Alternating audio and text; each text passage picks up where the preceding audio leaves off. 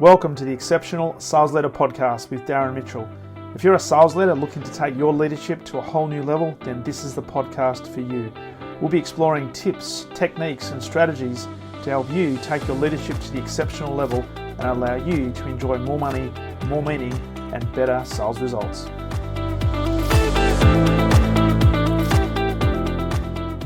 Welcome back to the Exceptional Sales Leader Podcast, and a very special welcome to a man who is, if I say dedicated to the cause, that would be probably an understatement because he's been working in this particular space since the age of 19.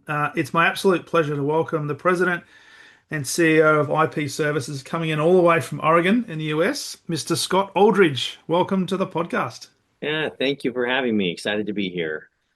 It's hey man, I'm looking forward to this conversation. I've spoken to lots and lots of sales leaders and influencers across the world over the last 4 or 5 years. You're the first person who is, I guess, leading the charge in terms of cybersecurity and making sure that we've got networks that are hopefully less penetrative for the hackers. But I also, before we press record, I mentioned that I've got a lot of colleagues, certainly in Australia, that are working in the cybersecurity and selling cybersecurity to big organisations in Australia. So really looking forward to delving into this. So before we jump into the questions, love to know, you mentioned before we press record, you decided to move into this path at the age of 19. So can you give us a bit of background to that and what led you to, I guess, dedicate your career to helping organizations protect themselves against the evil empire, to use a Star Wars phrase? Well, thanks again, Darren, for having me, and I'm excited to be here on this podcast. I've listened to several of your episodes. Big fan. So I'd encourage anybody who's tapping in at the beginning here, man, go 5-star the thing and subscribe, because Darren's doing some good work here in the world of sales and leaders. So my journey started, honestly, a little bit back in high school, where I'm aging I'm going to date myself a little bit here, but we used to have kind of certain groups in high school that we used to live by. I don't really know if it's that way anymore, but you kind of had your gearheads and they loved automobiles, and you had people that were kind of your brainiacs that were all into academics, and you had your jocks, and those were your athletic guys. And so I was kind of in the jock group, and it wasn't super cool to be a computer guy because they just had new little computers. I had a Commodore 64 that I kept in the closet, and I'd pull it out on the weekends when my friends weren't around and start playing around with that. And I just loved electronics. And so I actually had a passion for, those kinds of things, early onset gaming and computers and stuff in high school. But as I went into college, I actually had an opportunity to play football in college, and suffered an injury, was looking at some opportunities about different things. And because I loved technology, I had an opportunity to go into software business. So I'm one of those guys a little later in life, finished up my education and went on to post-grad stuff. But so we got into software, and we were doing some development stuff and retail stuff, and kind of your little, computer store had several locations we'd opened up. And basically through that, we started doing some consulting work out the back door, if you will, setting up small networks. And at that time, security was more just about usernames and passwords, and they were pretty simple, and we didn't do a lot.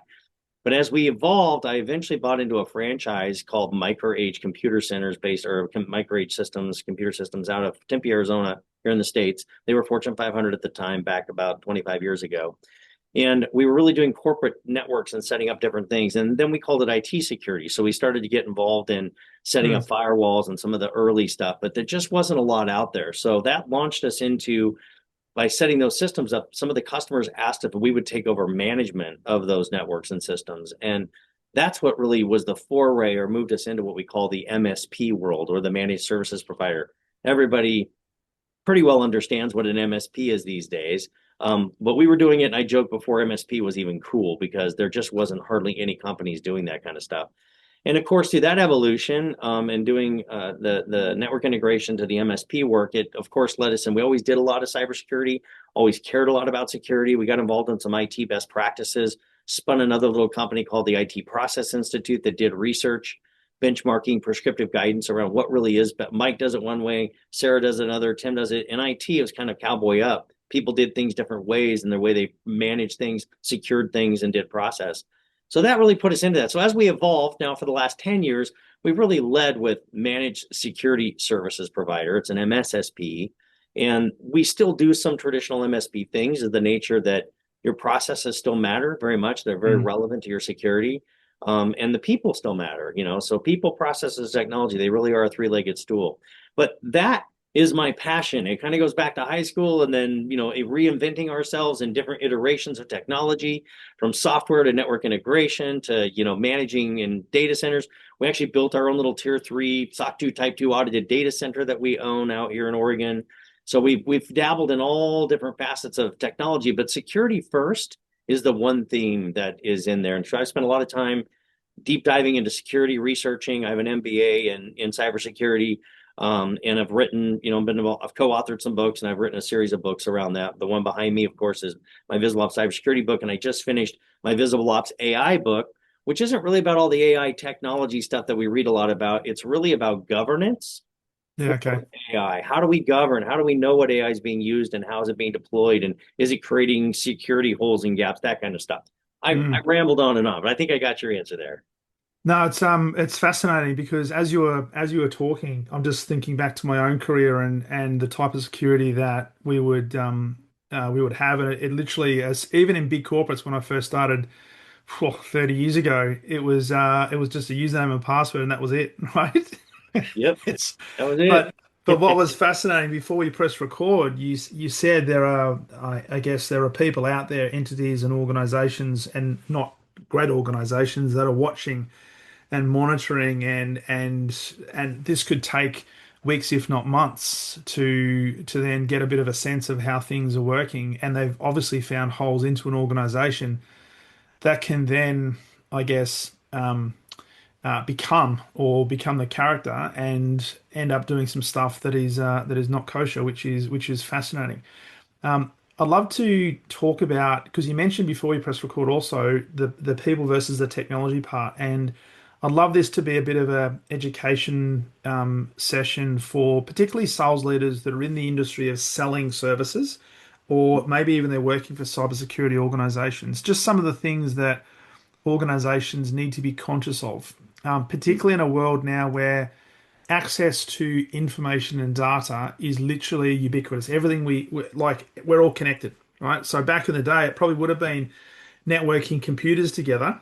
Hmm. Today, you've got wireless devices, you've got handheld devices, you've got all my and how do we actually manage security across that? And Right. what's some of the process we have to go through? Yeah, great questions. A lot to unpack there. But I'll go direct to just the idea of kind of selling, and what really how it relates to cybersecurity in our particular world of cyber. And it's not too dissimilar to certain other sectors as well, but there are very specific challenges, I think, in the sales, kind of adoption, if you will, and the solution selling that has to be involved in a cyber sale. A couple of different things that go on there. One is, and we joke a little bit internally, selling cybersecurity these days sometimes feels a little bit like selling life insurance to a 30, 35-year-old. They're getting a family. They know they need to have some life insurance. They should be doing something with some investment, but they just aren't really ready. They don't know. They see the need. It's a real challenge. And I just don't know, the necessity of it. And Mm, that is the pervasive thought amongst leadership in a lot of companies, particularly in the mid cap, medium space, medium business, I say small business space. They just aren't necessarily putting a value, and yet we read on every day on the newspaper and well, we don't do a newspaper, but on our news clips and our media feeds, we see all the various hacks that are going on, the ransomware that's prolific. It's ubiquitous, right? It's everywhere, and it's cybersecurity is a real thing. So you'd think people, honestly, you think the phone would be ringing off the hook, metaphorically speaking. People like, oh, you do cybersecurity? I'd love to talk about it. But actually, they don't, because I think they see it as a revenue, as a not a revenue enabler or protector or a revenue assurance, as we like to say it. They actually see it as just a big expense. They see it mm, as something that's not going to help me make payroll Q2, and it's not going to help my bottom line in Q3. But the truth is, it does. And then there's some pervasive thought out there that, insurance, I've got good insurance, but they've gotten smart in the last 2 years. They're only covering about 43% of all cybersecurity claims. I think it's going to go up for the stats from 25, might be like covering half. So you Yep. got a half chance. So you got to have certain specific controls and things in place. So from a sales perspective, I mean, the first thing, my first point really is it really, you're not selling a product, you really are selling leadership. And that's a mindset twist a little bit, right? It Mm. has to be that security first mindset that your leadership. So CEOs need to pay attention, CFOs, COOs. You really got to do top down selling. And that's challenging because, again, you've got to position it in such a way that they understand the threat of what it means to business statistically without scaring them and doing fear bud and all that. But they have to understand that, 40% of businesses that suffer a serious cybersecurity ransomware hack threat will go out of business. 40%, that's 4 out of 10. And the other thing you got to realize is that 1 out of 7 cybersecurity breaches are reported. So the ones we read about in the news, it's just a little tiny bit, mainly because they're regulated, maybe some state or federal regulation or country regulation that you have compliance that says you have to Mm. disclose your breach. But for every one of those, there are 6 other companies that have suffered a breach that aren't telling anybody because Yeah. it's disconfidence in their customer base, all that kind of stuff. So they want to do it. So that the one number one thing is you're selling to leadership and you're really trying to help them understand the real threat that it is to their business. It's not just a cybersecurity expense that they have to do. Got a couple other tidbits in there around selling cyber too, but that's where it starts. When you were talking about that, I was just reflecting over the last probably 2 years in Australia, there's been some big data breaches in some big organizations, including a large telecommunications company that I spent 16 years at, and one of our probably biggest airline, Qantas, as well, where there was a lot of frequent flyer information, personal data of customers that were breached and then released to the marketplace, and there was some ransoms that were requested to prevent those from being released to the public. You mentioned before that it was a leadership conversation, and you also mentioned it's not so much trying to create the fear, but how do we actually get the conversation started with these leaders who need to understand that, particularly as a director of a company, they probably have a level of personal liability should something happen within the enterprise, that it's in their best interests to make sure they're protecting not just themselves, but their business and the people within the business. How do we Yeah, frame we that joke. conversation? Yeah, great question. We talk a lot about managing by fact and not by belief. So a lot of the things that we would look at in terms of our, solution set and the way we deploy services or deliver our services, we want it to be factual based, really backed by hopefully science in some way, shape, or form, qualitative, quantitative. It says if you follow these types of controls or you follow these processes, it's going to net you these great benefits. And so there's Mm. quantitative collection of data that tells you. And I think the same thing's kind of true in your approach. It's consultative with the ownership, saying we have to understand that insurance may not save it. So we need to look and make sure your policy really, you know what it is and you're really covered.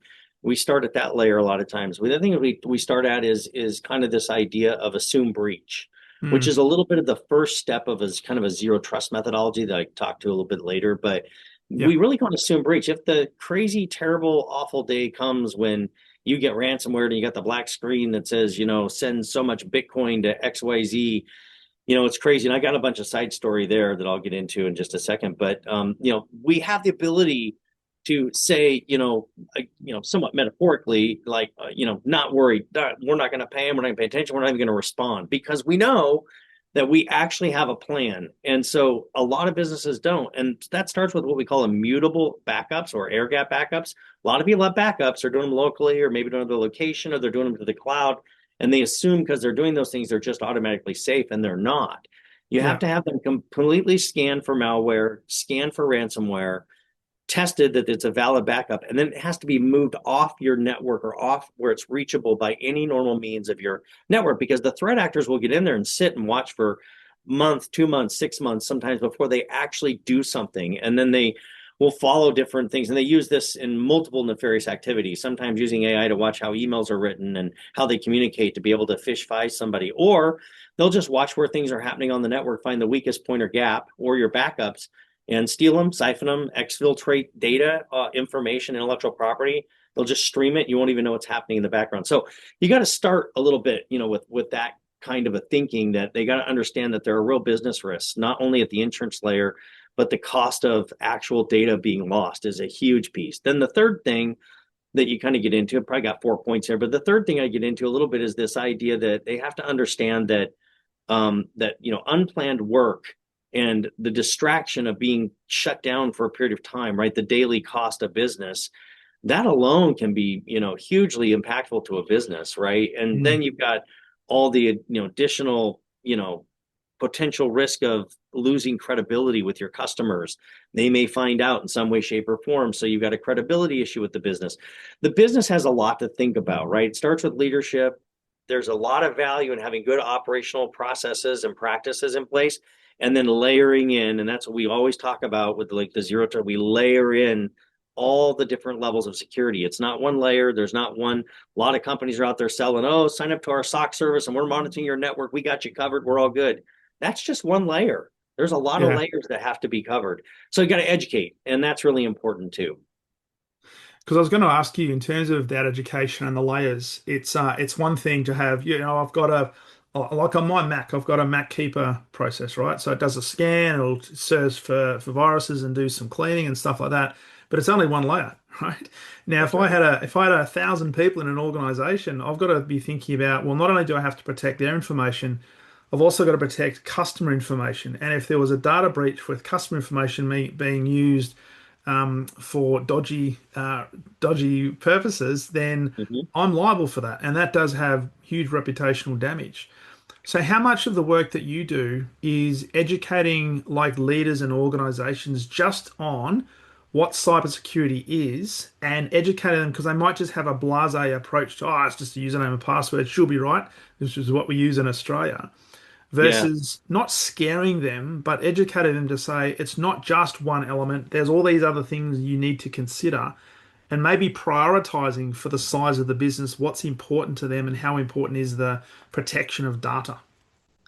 Yeah, really good question. And I think, it really is an educational process. And the thing is, to get their attention is really hard. So that's why you got to look at it more from the revenue assurance side, is the language and vernacular we like to use, because that often will get more of a CXO's attention. Like, okay, what do you mean by assurance? Well, then you can start to use that as a pathway to educate them on what you mean by that. Let's take a left turn, though, to a couple of your earlier points. One of the stories I like to tell is that, is a while back, I was in a lab environment and we were on a Tor browser, just messing around, completely seeing what the threat, the dark web looks like. And all the stuff you hear is true. I mean, there's just awful, terrible, terrible things on there. But pop-ups started happening, like almost website pop-ups saying, join our ransomware franchise today for as little as $499. And you're like, what? So you look at it, you start researching it. They basically are promoting and advertising you join up with their system. And when you do, they give you a set of tools to go out and basically scan networks and try to penetrate them and to break into them. If you get stuck, you can escalate to their tech team that will partner with you to help you get in, and then they'll split the ransomware with you. And then furthermore, they'll actually then send it to a call center that will settle up, because most people don't want to settle in, Australian dollars or US dollars or whatever, right? They don't want to settle in those. They have to have crypto because it's non-traceable. So their call center, their 1-800 number will settle up for the customer. This is how crazy it is out there. So there's people, and anywhere you're connected, anything that's connected, you're a potential, threat surface. So we're connected all over the world. So someone could be somebody completely across the world, hacking into systems anywhere. So it's a huge issue. That's how sophisticated it is. I often talk a little bit about how, one phone call costs an organization a lot of money. And you were getting at this a little bit ago. I like to use, there's a famous casino, MGM, here in the States in Las Vegas, that Mm. underwent about 3 years, 2.5 years ago, went under a really big hack. Basically, somebody on LinkedIn found out somebody that worked for them was one of their network administrators, senior. He used that name to fake into a call center to get them to change the password, reset it so they could set their password through the call center. And it was their tech support call center that MGM has. Once they got in, then they brought in some ransomware groups. They often will partner. Some do it for different reasons, some for money, some just for awareness or political reasons. But they wanted to go after it for the money. And they brought him in, and they basically went in and spent a couple of months, they found out when the breach happened, to figure out everything that's going in. They ransomwared all of their systems and locked it up. They ended up having to settle after they were down for 30 days. So they say that cost them between 90 and $100 million. And Whoa. then because of the data that was stolen, they had basically a class action suit that they settled with here just about a year ago for another $49 million. So one could argue that one phone call cost that organization $149 million. So it can happen way easier than you think. And think about MGM. the dollars and the money that they have, their enterprise, right? They have multiple casinos and businesses. They would have the Mm. latest, bestest cybersecurity guys. They would have the latest tools. They would have the latest things deployed on their network. They would have invested hugely, and yet they still, through one phone call, got breached. I think that tells its own story a little bit. Wow. I was I was actually in, as you were talking, I was in Vegas in December 24, and we actually were at the MGM, and just Yeah. just to walk through that facility and see the amount of uh I guess cash, but also playing chips were on tables. It was phenomenal, phenomenal. But it's just so it goes to show how easy it can be. It really is. Man, that is absolutely crazy. Now, you mentioned before that this concept of zero trust, and when I looked at it, I'm thinking, okay, so I'm a glass half full type person, so I like to look at the positive sides of everything. But I guess in the world that you operate in, you probably have to, even though you might be a very optimistic individual, you probably have to come from a position of, well, glass is half empty, if not completely empty. So can you just talk about this concept of zero trust and why it's important in the game that you're in Sure. as a mechanism to keep agile, but also keep aware of what are some of the things that could be trying to attack. Yeah, and zero trust is, getting, kind of a buzz a little bit, but it's more than that. It really is a methodology, and it really ties to a philosophy of this idea that, we joke a little in cyber, you've heard a lot, trust nothing, verify everything. And the idea is you eliminate access to everything. You start by eliminating access to everything, and then you start to enable access on a case by case basis. The best way I like to describe it though, because it's a little more practical and commonsensical than people might think. You're just Hmm. applying it to a network all the way out to the end user. You pull into a hotel, or you're on screen, you're on camera. When you're in the parking lot, they've probably got multiple cameras linked. You walk into the lobby, they might have a security guard there. He's checking you out, looking for odd activity, not trusting you automatically. You walk up to the counter. They're not just going to give you a key to the room. Nope, you got to check in. You're going to validate ID. They're going to give you a key card that's going to allow you to access certain things on the property. Can't Yeah. go in the back room behind the desk, can't go in the maintenance closet, but you can go into your room. You can access other guest rooms. You can probably go into the pool or exercise center, maybe a lounge or a special lounge or something, but you're pretty controlled the whole time, and it's for a Mm. period of time. You're here for 2 days or 2 nights or whatever it is. That really is the general concept that we're applying to your network and your computer systems and systems in your network. The idea is that you're not allowing people to access things just randomly or easily. You're segregating things, or as we call it, microsegmentation, but you're also doing really good authentication, or it starts with really good identity and access management. And that's where these layers, there's actually 7 layers as we talk about it in the zero trust pillars, starting with that identity and access. That's so important because we know that 70 some percent of the threats all start at the end user. They start with Mm. phishing, phishing, email, that kind of stuff. So we start with really good identity and access management. We authenticate that person to be who they say they are, and it's legitimate use, access.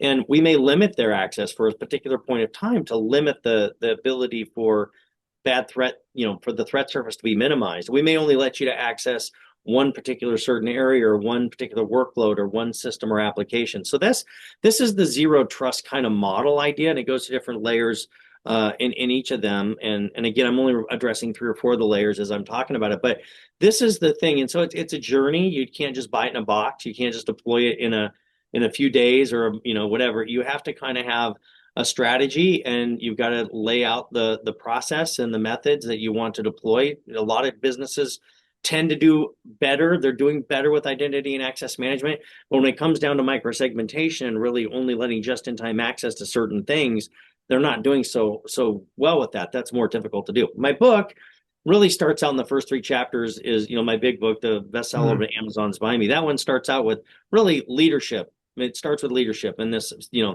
idea. The second thing I talk about is kind of the security. It's a philosophy, the security first philosophy. We care about security from the very beginning when we're building applications or building servers or systems. The third chapter is the efficacy of IT processes.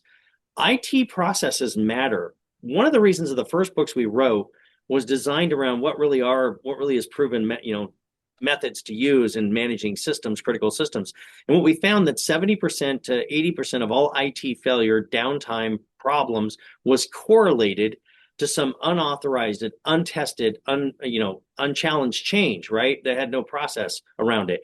That change took the system down in most cases, 78%. So the working thesis was, let's do a really good job of managing change management, and we're going to knock a home run out of our availability, right? We're going to be better off. And there's some certain things you need to do if you're going to do good change management. I won't get Mm. into that. Here's the quip, where I'm going with that. No security breach ever happens without a change or a need for a change. Either I brute force attack something, I'm scanning it, I'm trying to break into it to make a change to garner access, or I fish fize you as an end user, become you, get your password, socially engineer you, then I get you to change something for me, or I change as you. So that still is true today. The change management is really important, and that's really telling us that we really have to go back to my people, processes, and technology. I joke a little Yeah. bit about, we chase a lot of shiny toys. A lot of vendors get us excited about the latest toy for security and the latest, and a lot of people don't.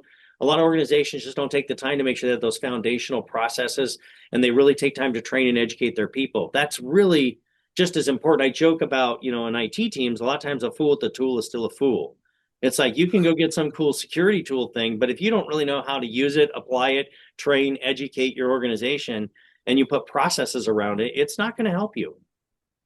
I guess that it brings it back to the thing you said at the beginning, and you've got to start with leadership. And you've got to have the leaders of the organization, I guess, setting the strategy, not just for the growth of the organization, but to also protect the organization through the evolution of that growth. And so you talk about this visual ops methodology and a framework that has helped shape global IT standards. Can you just talk a little bit about it? You might have already touched on some of that, but when you were talking, I'm just thinking, some of the organizations that I've been working in as a facilitator, how they've got certain access points. For example, some organizations ban things like Facebook or X or Instagram and stuff like that. You can't download things like on Amazon. You Mm-hmm. think, oh my God, that's just invading my privacy. What's going on? But Yeah. they do it for a very specific reason. So can you talk a little bit about the framework? Because I think a lot of people might just overlook the fact that hey, I've got access to a computer. I'm doing my work, so it's actually within the confines of this organization I'm doing my work, and are probably oblivious in terms of some of the keystrokes they can put in place and how easy it is to access that from an external force. Yeah, there's a lot of considerations there, quite frankly. I mean, one of them is that there's always a little bit of a balance and a challenge between deploying the proper and best practices around your cybersecurity and how you're protecting your systems, and making it a nuisance and a problem for employees. So it can start to kill culture. It can start to create so many extra steps and be very draconian in a sense in terms of how you allow people to do things. So somewhere in there, you've got to marry to your culture. You've got to evaluate what risks are worth taking. There are a lot of cool solutions out there that still give certain flexibility and freedom, but yet maintain safety, and secure computing environments in spite of the employees having access to certain things. But there are other things that you're going to like social media and some of those things that are just it's too easy to open holes and open up to the threat actors, vulnerabilities. So we got to be very careful about that. It's always a balance. Policy AI brings on a whole new level. Matter of fact, one of the recent books I'm just releasing now is Visible Ops AI, part of the series that's sold 350,000 copies.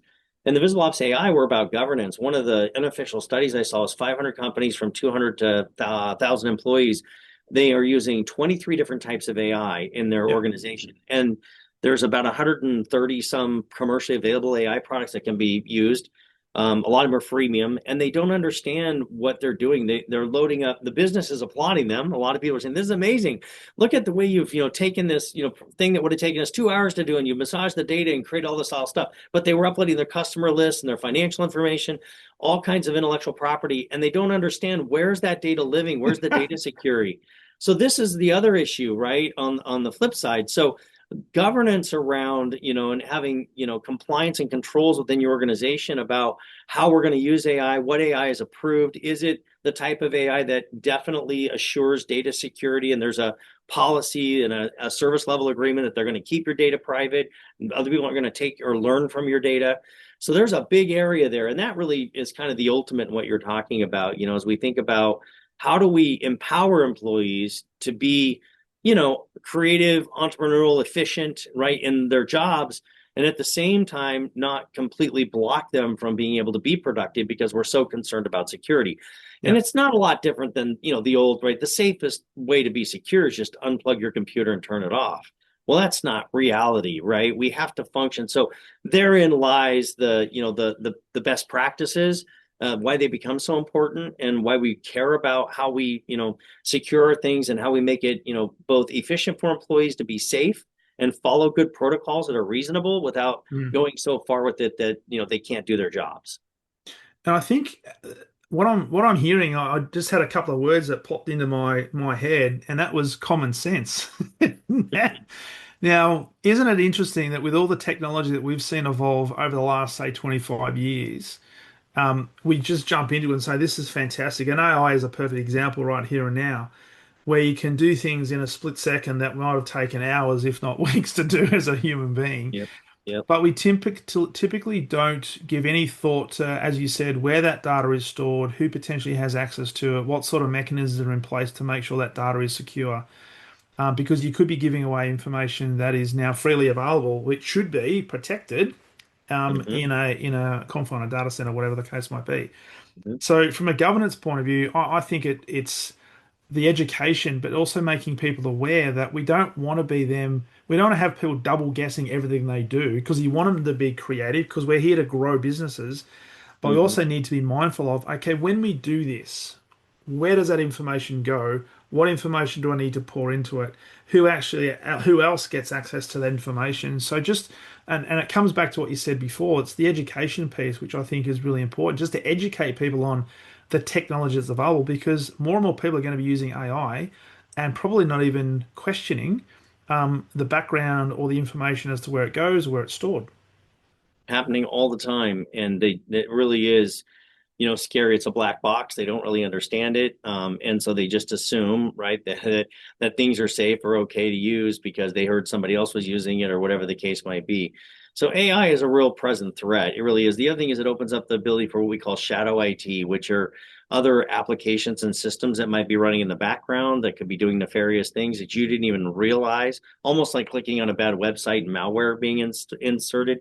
Yep. The threat actors, they're going to learn how to, breach the AI systems, and they're going to use them to infiltrate networks. That's partly the book motive, is that we're so enamored with the different types of AI, between our generative and our agentic and all the stuff and the robotics and all the things in AI that we get in almost like a movie that's becoming that but there's a real side to it that, people aren't thinking about, and that opens up, particular risk and threat that's not being evaluated. The other thing is hallucination, generative especially. It's really using a body of knowledge to basically guess or predict what it is that you want it to say back. And so in my book, I actually start off each chapter with a little story about how AI produced misinformation that caused a serious problem. Maybe it's a CEO who was given a financial report, but it kind of missed it on something, and he's telling the board. So I talk about these kinds of things because that's another thing that's not thought about a lot with AI. I do see a lot of mindless, and then I'm going to sound a little bit like a snob for a second, but I'm an AI detector as a human. Like, I see stuff, up on LinkedIn, some post, you see the funny little icons, you see the long hashes, you read it, and it didn't really say anything that insightful. It just regurgitated basic common sense information.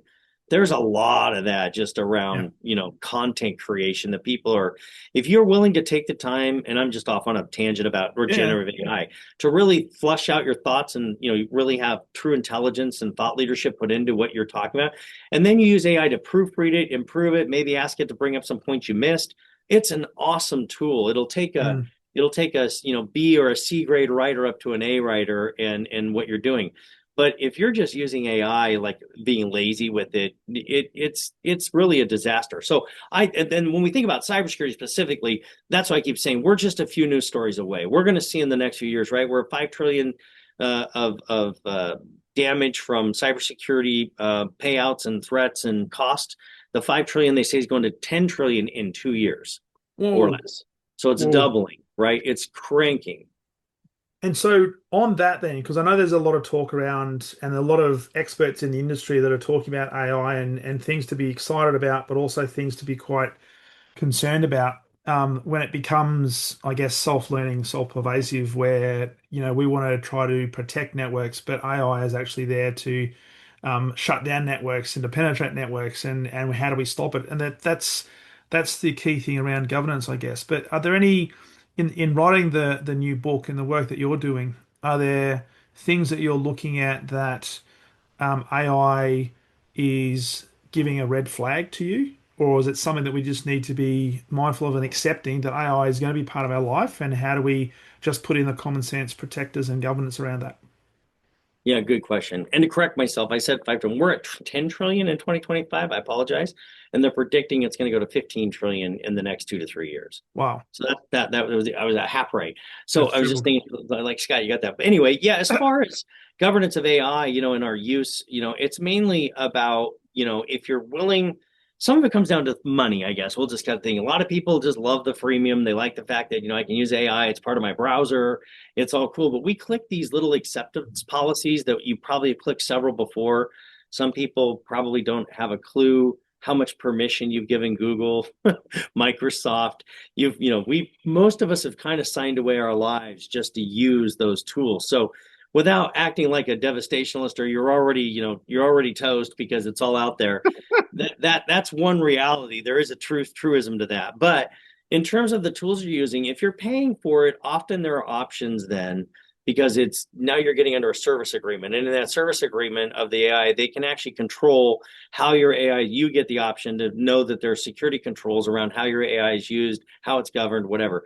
That's one piece in terms of that. But to answer your question in terms of general, just using AI within an organization, I think in terms of the uses, I think that a lot of organizations are trying to get very customized versions of AI, and this is where the big threats come in Yeah. because they don't understand, all of the nuances, or their developers find some cool new tool, back to my fool, the tool still a fool, and they think, hey, we can throw AI onto this thing, but they don't really understand the engine. They don't understand really how it works and hasn't been thought through with the security first mindset from the very beginning. Mm, Because otherwise it could run wild, right? An agentic AI that will be self-evolving, self-learning could be deployed on your network and you think you're using it for one thing, but it's learning a bunch of other things and it'll put two and two together and it'll create four. So it's mm, not like it's complete independent, don't get me wrong, but it will evolve and learn on its own and it'll put certain things together. And so then if somebody comes along and wants to do something nefarious, it may not do it within itself like a movie. It's not going to evolve and start, sending your data out automatically to people. But if somebody comes in and they know the right things to do, they then can use that as an exploit in your network to create massive damage, take away all your intellectual property, employee information. If you're healthcare, it could be health records, which is a huge yeah. thing. If you're in banking, it could be finance records. It's a huge area. And organizations just are not looking, stop, dropping, and rolling, if you will, the practical things they need to be doing to make sure that they are keeping their systems and their data secure as they deploy or allow AI usage. Man, that is fascinating. I mean, it's been so educational just for me. Just learning a bit more about some of these things. Because as I said, I've got colleagues in cybersecurity, and they often talk about the challenges they're facing and some of the challenges, even getting key stakeholders at organisations to take all of this seriously. Couple of final questions as we wrap up. I know you've got another meeting to get to. For a sales leader or an influencer listening to this who's trying to, I guess, get a leader, whether it be a chief technical officer, a CEO, CFO, to really take this seriously. If you could give one piece of advice to a sales leader that's trying to, I guess, sell this concept to help protect an organization, and do it in a non-technical way, what would the advice be? Yeah, let me answer it this way. Fear might close a deal, but it will never build the relationship with your customer. So high integrity sales leadership really starts with telling the truth, Yeah. right? I'm not going to sit here and tell you that my cybersecurity solution is a silver bullet that's going to solve all your problems. What I'm going to tell you is that it's layers that you need to put into place, and we need to think about smart and strategically how we deploy all of those layers to protect your network.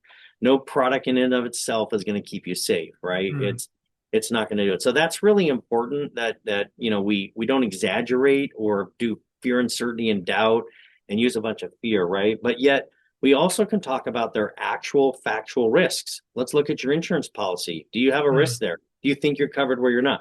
We can use some of these various techniques that carry high integrity because they're really helping the business protect itself, and yet at the same time not trying to scare them. So I think I kind of get down. If I went to the one piece of advice, I think it'd probably be something like, this idea that stop trying to be smart or sound smart or whatever, but actually be useful, right? Ask them if you can bring value to them, right? Point them to best practices, offer some kind of an assessment or a survey, maybe at no cost that brings value. Don't use jargon and try to act like mm. you've got overconfidence and that kind of thing. So I think that's the really important thing. Really show them how cybersecurity not only protects the business, but it eliminates operational risk, and it really can provide assurance, as I've talked about earlier in the podcast. This idea of revenue assurance. It's going to protect your business so you can stay in business. Yeah, I love that. And as you're talking, the other part I was thinking about is particularly organizations that are wanting to sell to their customers. They're not necessarily selling cybersecurity, but their customers, as a key pillar of doing business with them, are probably going to want to interrogate what kind of cybersecurity processes and policies are in place to protect our customer data if I do business with you. So it's taking that sort of avenue as well and making sure that they're set up that when they're dealing with their customer base, their Yep. customers can get a level of assurance that at least you've got some mechanisms in place to do everything possible to protect their information. That's well put. That really does wrap up this idea of revenue assurance, right? Making sure that we not only protect it from that perspective, but we're assuring that our customers and our end users feel good about us. They know that we care. We're investing in keeping things safe. It's a priority to us. There's not reputational risk or damage that can happen. You're protecting that reputation. Those are all great points. Yes. Yeah. Love that. Hey Scott, this has been a very educational conversation. So thank you. You've brought a lot of value to this podcast episode. A final question, and that is for people listening to this, and I know you're pretty much based in Northern Hemisphere, and you haven't quite yet penetrated the Australian market. You mentioned before you've got some Asian customers. For people who'd like to know more about you, connect with you, and also learn a bit more about what you guys do at IP Services, what's the Yeah. best place to do that? The cool thing is we're 24/7, so we're not really bound by any global geographical location, even though we don't have international offices, but we do deploy services internationally. But yeah, the best way to reach me is actually my author's website because it's got my other links to my other companies. It's got some of my other information on there about my books. That's www dot three w's dot scottaldridge.com. That's SCOTTALLDRIDGE.com. That's the easiest way to do it. I do have a couple of things I'd like to offer to your listeners, Darren, just as a gratis opportunity for them if they'd Please. like. We Absolutely. My book that I talked about is a pretty thick cybersecurity book, 400 pages. It goes pretty deep. I actually realized that there are some executives that don't want to take the time to do that. So I have a 100-page book that's really speaks in no geek speak, is really what I say. It's really written in common language. Talks about simple concepts like if you're a candy company, make really good candy. You don't really need to try to be a cyber ops organization. These kinds of things. And it gets into practical things that you need to deploy in your network, the layers that are in there. So I'm going to give that. It sells on Amazon for $17.95. I'm going to provide a free e-copy. My team will, if you reach out to me, I'll give you a business text line in just a second. If you Yep. text Secure 26 to that text line, we'll get you the ebook for free. And then I've got a couple of these where we have a partnership for penetration testing because we manage security and systems for people. We can't tell you that we're doing the great job. We need to have third parties validate and attest. Separation of duties, as we call it sometimes. Anyway, Galactic Advisors, we've got these and if you Google it, you're going to spend 2,500 to even 10 grand for a good pen test. I can offer first couple people that get out to us on the text line that I'm going to give you in a second. We will offer you a no cost penetration test that looks at all kinds of different things in your systems, even the AI. So again, here we go. The business text line, text secure 26 541 359 1269. That's 541 359 1269. And again, my team will reach out to you. They'll get you the book. If you're interested in the pen test, say, I'd like a pen test. If you're one of the first couple of folks, we'll grant that to you and my team will get it set up. So, Love that. Love that. So just for my benefit, that number if they're coming from Australia, for example, do they have to put a +1 in front of that? They do. Yeah. Yes. Yep. Okay. So Thank you for clarifying that. Yep. international code. Cool. So for people listening who would like to take advantage of that, whichever country you're coming from, make sure you put a +1 because that'll get you to the US, followed by 541-359-1269, and either send Secure 26 or Pen Test, and you guys will take care of it. And we'll do Scott, both if you want it. Yep. Thank you. Yep. perfect. Hey, thank you so much for that. Very generous of you. Now, we've got a couple of minutes left. I was going to ask you if there's one lasting piece of wisdom you'd like to leave that perhaps we haven't covered, just to leave people thinking in this particular area, what would that be? Yeah, I think the biggest thing is that no company, and again, it's not like I'm trying to instill fear. I'm not really not trying to instill fear, as they just talked about that. But no company is safe. There's a lot of companies that hey, we're too small, we're too obscure, we're not big enough. We've never had a cyber issue ever happen to our company. These are some of the fallacies of thinking that are out there. So Yeah, the one piece of advice I would have if you're listening and maybe you're in sales or whatever, you can do your business and your organization, your company a favor by really, respectfully challenging them. Are they really taking their cybersecurity program very serious? Because if you're not, it's not a matter of if, but when you're going to get breached or hacked. yeah, I love that. I love that. And if you have that attitude, you can put the necessary mechanisms in place to protect yourself and hopefully minimize that risk. So, great advice. Hey Scott, thank you so much. It's been a great conversation. Keep up the great work, and I look forward to continuing to follow you and the work that you're doing around the world. Thanks for being on the Awesome. podcast. Thank you again for having me. Great to be here. Been a pleasure.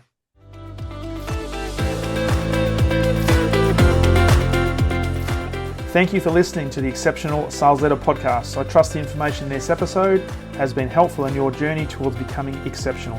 And remember, please take the time to rate the show, subscribe to the show so other people can find it. But also, if I can help you, jump on my calendar, go to leadwithdarren.com, and let's have a conversation about how I can help you along your journey to being exceptional.